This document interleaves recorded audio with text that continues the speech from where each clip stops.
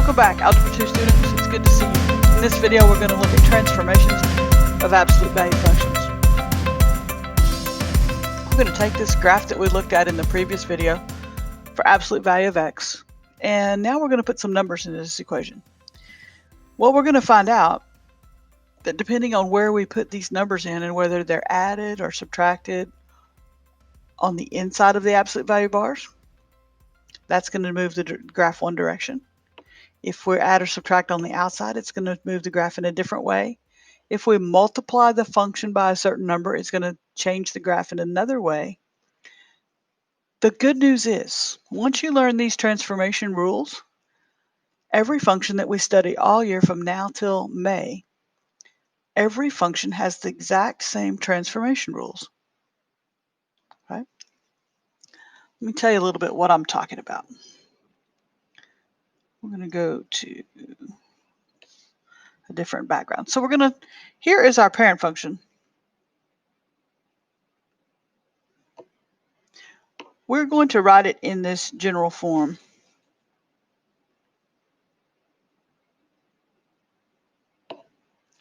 And what we're going to learn, what we're going to see through some investigation here is that this k,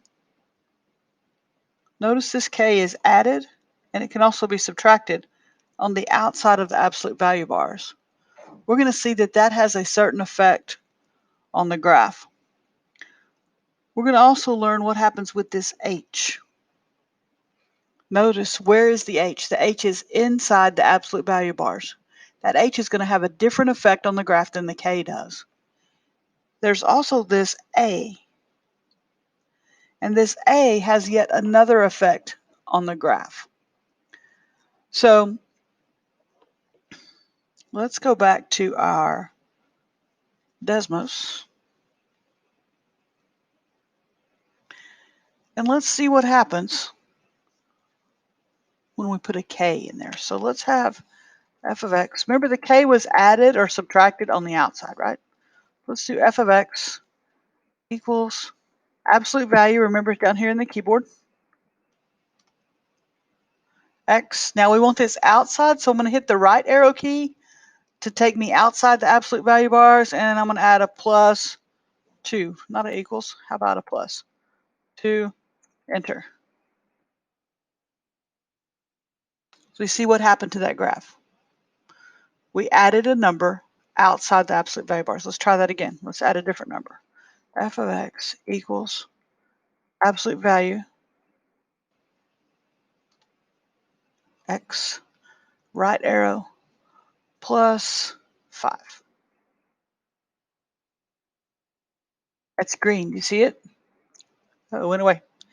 Actually added some more numbers. I didn't mean to. There it is. So what happens to the graph when you add a number outside the absolute value bars? Okay. If you said it moves up, you are correct. That's called a vertical translation. Okay, a vertical translation. It shifts the graph up. Okay, let's see. What else can we do? What if we subtract k?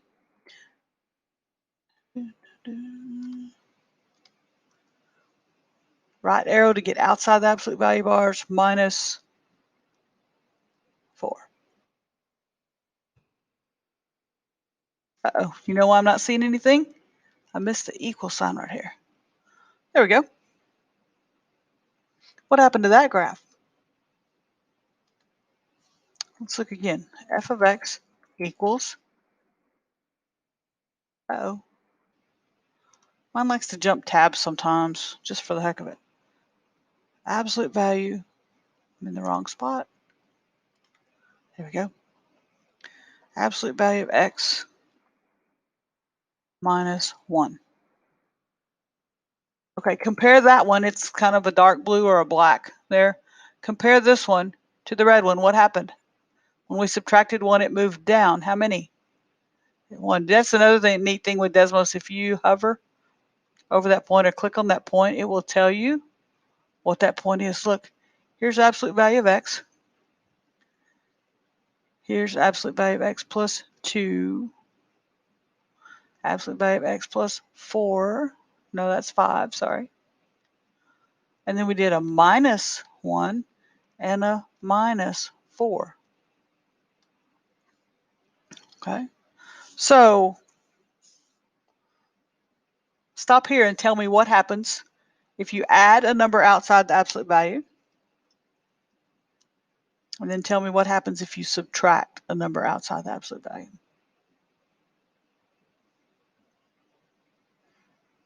Okay. Now let's take these off. There, we're back to our basic parent function. No transformation has taken place. Now, what happens if we do some adding or subtracting inside? What do you think is going to happen? We saw that if you add a number outside, the graph moves up. If you subtract a number outside the absolute value bars, the graph moves down. What do you think would happen if we add a number inside the absolute value bars? Let's see if you're right.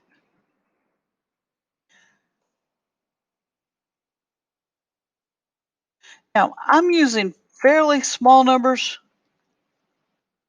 so it's on the graph.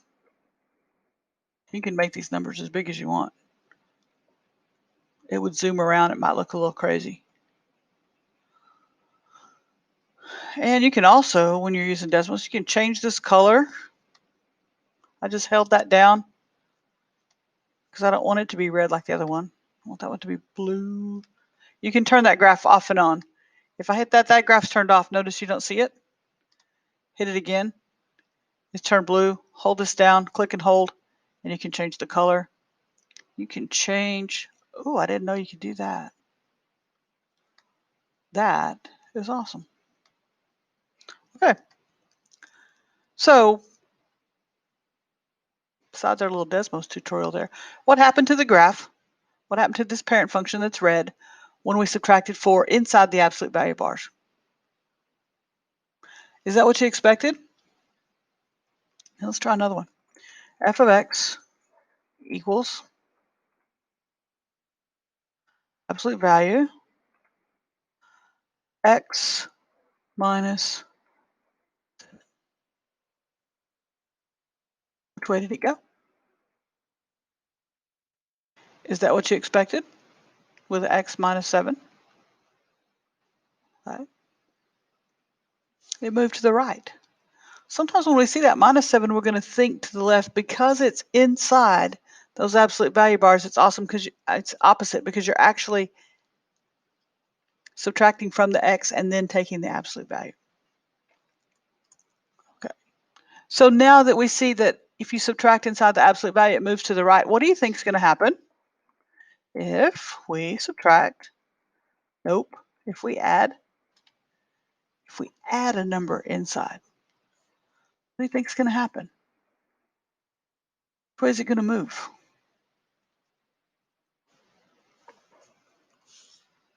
Move to the left. So inside the absolute value bars, that transformation is going to appear to be opposite than what you think. Plus moves to the left, minus moves to the right. Okay? Inside the absolute value bars. And later with our other functions, it'll be inside parentheses or inside the square root or inside the exponent or inside the logarithm or inside the cube root. Any addition inside the absolute value, addition moves it left, subtraction moves it right. If it's inside the grouping symbol. Let's see another one, just so you believe me. Absolute value of x plus 6. Okay. So what have we learned? We've learned that an add or subtract outside the absolute value moves the graph up or down. And it's like we think it should be. Plus goes up, minus goes down. When you add or subtract inside the absolute value, it's opposite. The minus goes to the right, the plus goes to the left. Now, is it possible to do more than one transformation at the same time? F of x equals absolute value x minus 3. Use your right arrow to get outside the absolute value, plus 2. What happened to that one? Which way did it move? What was the transformation that took place? This transformation went to the right 3 and up 2. Okay, to the right 3 and up 2. Let's try another one. F of x equals, if you were in the class, I would let you be calling out the numbers. Absolute value, x plus 4 minus 3. It zoomed a little bit more than I wanted it to, but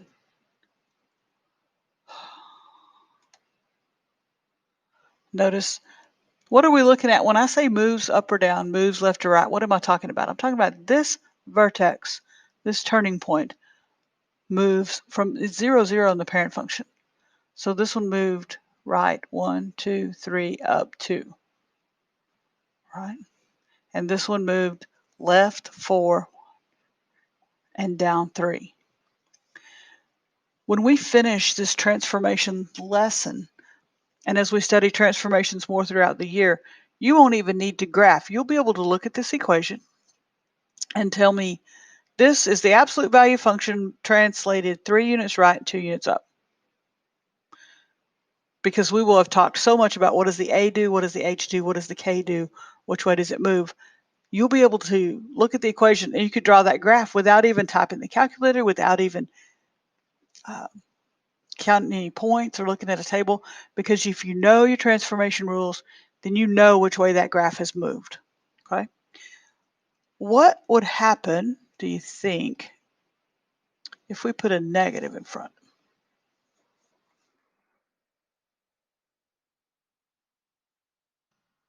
Negative.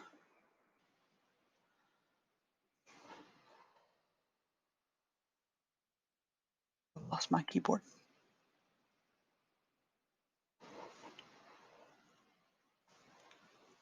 There it is.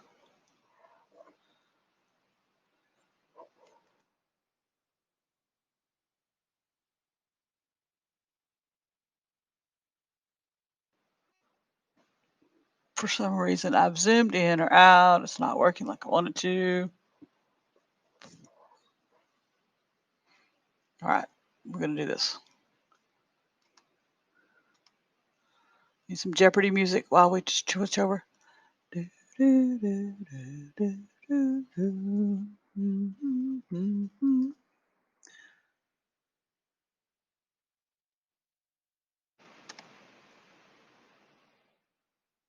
what we were talking about, we've learned that the K, or a number added or subtracted outside, moves the graph up. A number added or subtracted inside moves the graph left and right, and it appears to be backwards. If we have a negative in front of this absolute value, do you remember what the parent function looked like? Absolute value of x looks like a v. What does negative absolute value of x look like? And it did not show up. Why did it not show up? There it is. Zoom this back to where it was. Okay, there's our, sorry for making you dizzy. There it is, absolute value of negative x, or negative absolute value of x, reflects that graph across the x-axis. What's that mean in plain English? Flip it upside down. So instead of a V that opens up, we've got a V that opens down. The vertex is still at 0, 0, so that didn't move, right? It hasn't moved left. It hasn't moved to the right. It's only reflected across the x-axis, and I don't know why it keeps doing that. Okay, reflected across the x-axis. So then, can we put in our other transformations? F of x equals negative absolute value. Let's do x minus 3 plus 4. Okay, do you see this window has gotten way wonky here? Look, we've got 20 and 50 and, okay. Nope, no one did that.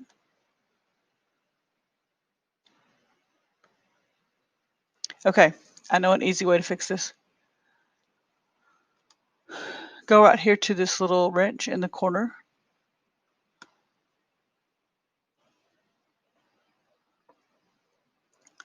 And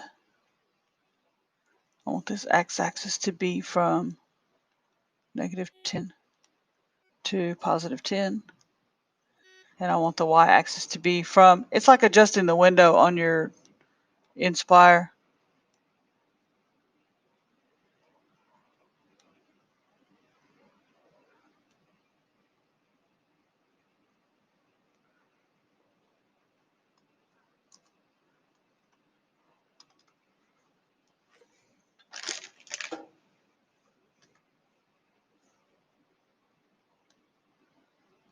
It's going the wrong way.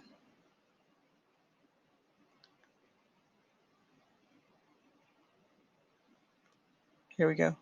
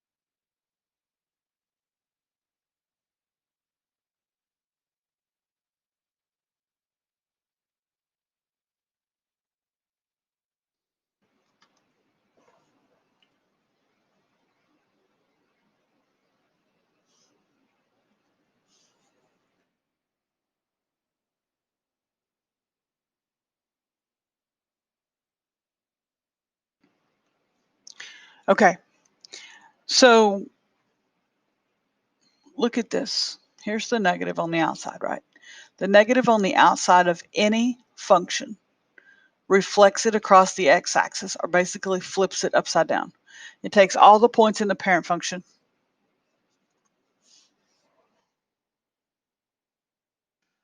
Here's our parent function.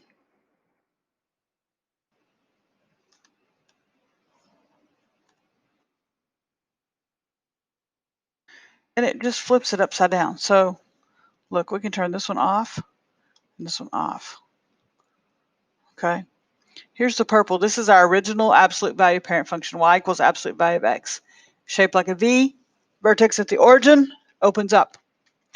When we throw a negative in front of that, this red one, it has reflected every point on the original function across the x-axis. So this point goes here. This point goes here. It's reflecting over the x-axis. Flips it upside down. Takes that V, flips it upside down. Whoa, knocks my headphones off. Takes a V, reflects it. A negative in front. It does that for a parabola, does that for a square root, does that for every function. A negative in front reflects across the x-axis or flips it upside down. Okay? Now, if we can also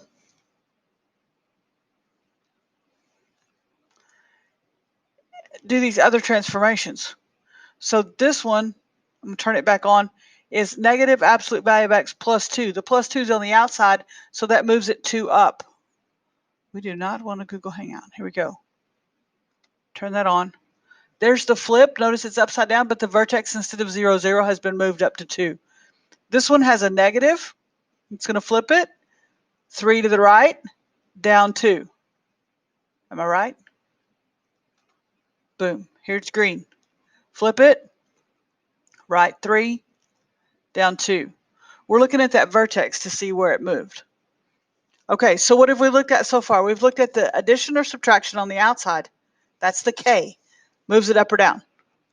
Addition and subtraction on the inside, that's the H. Moves it left and right. A negative on the outside, that's the A. If it's negative, it's going to flip it or reflect it across the x-axis and make it go, it turns upside down. The mathematical terminology for that is reflect across the x-axis. Now, what if we put, here's the parent function. This is our foundation. This is where we're starting. I don't want that right there. I want that right there. Okay, that's our parent function. Absolute value. It's a V, has the axis of symmetry on the x equals 0, has the vertex at 0, 0, opens up. What if I add a number in front? What about that A? Remember we had A times x minus h plus k. See if I can still write on here. Yeah. So you remember we had y equals, or f of x equals A times absolute value x minus h plus k. We've already seen that a plus k makes it go up. A minus k makes that graph go down. We talked about the h, the number that's inside the absolute value. A plus h goes left, and a minus h goes right. We talked about, and if this number is negative, a negative a is a flip or an x-axis reflection. But what if that a is a number? Can that a be a number? What if we had, okay, I got to make that go away. Just go away. So let's put a 2 out there in front of it. And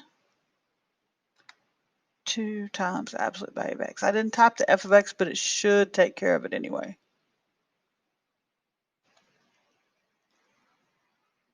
Okay, so when we made the a 2. That's the red graph. What happened to it? Let's try another one. What about if we did 4 times the absolute value of x? That's blue, the light blue.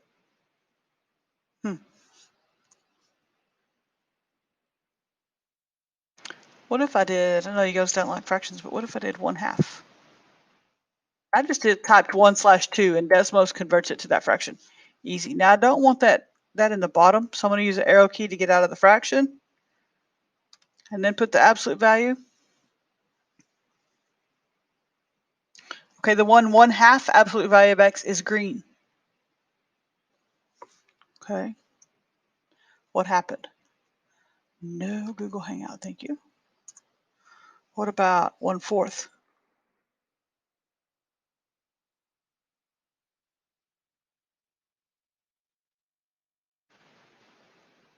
We can make a really pretty picture. Watch this.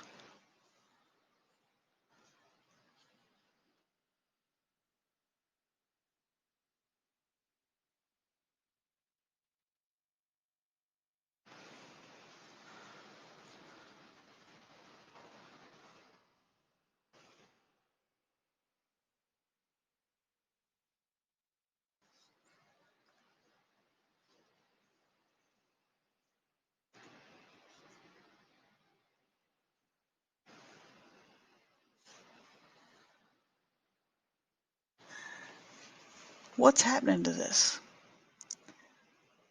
Okay.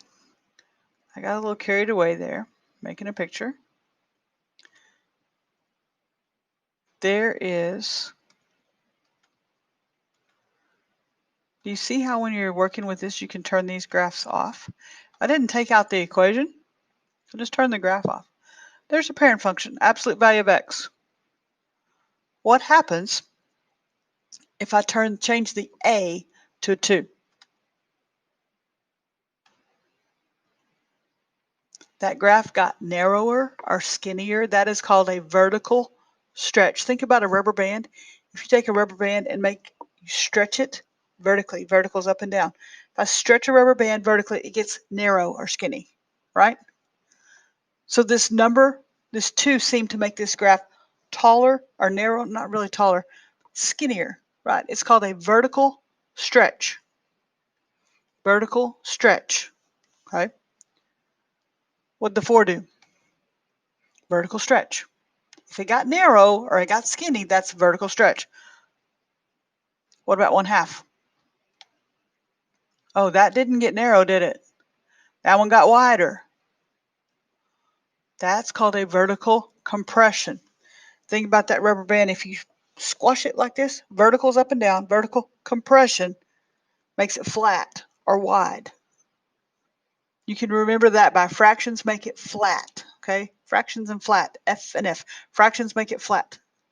That whole number, that 2 or that 4, something bigger than 1, is a vertical stretch. Vertical stretch, a number bigger than 1. If A is bigger than 1, vertical stretch makes it skinny. If A is between 0 and 1, it makes it wider. That's your vertical compression. And if the A is negative, look, this is negative and wide. 1/8 is negative and wide. -2 is negative and narrow. Okay, that's a lot of transformations there, but what does this all mean? Okay, so here's our form of our equation. Okay. If A is greater than 1, that's called a vertical stretch. Think about a rubber band. If you stretch it, it gets skinny.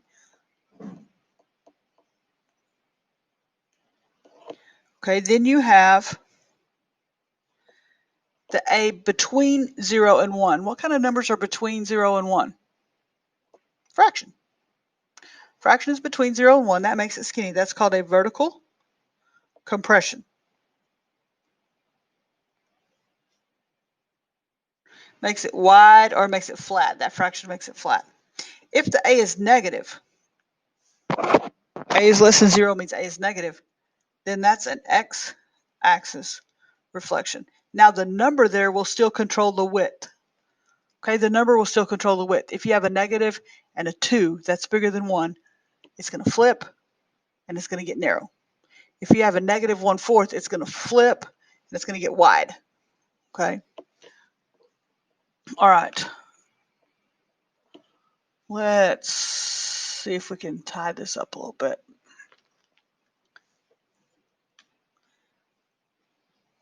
So our transformation rules. Here's our function.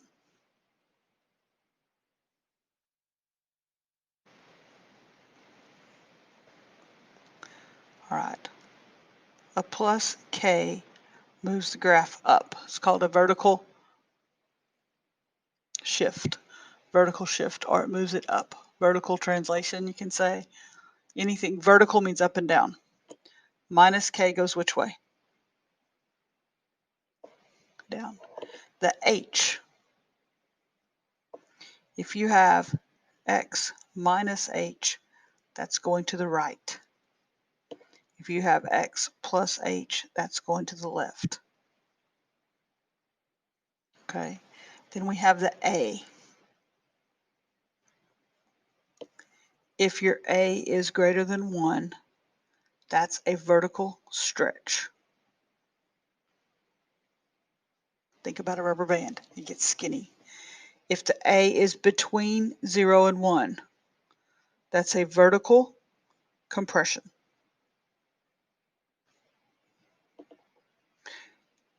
If the a, that stretch is going to make it narrow or skinny, this compression is going to make it wide.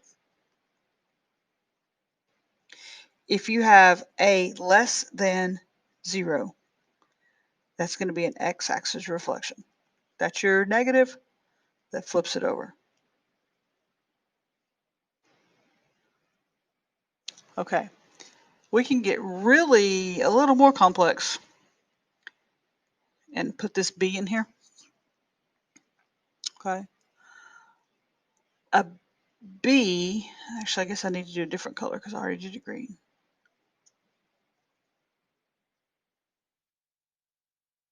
If you have a number in there So if you have y equals absolute value of 2x, if that b is greater than 1, that's going to be a horizontal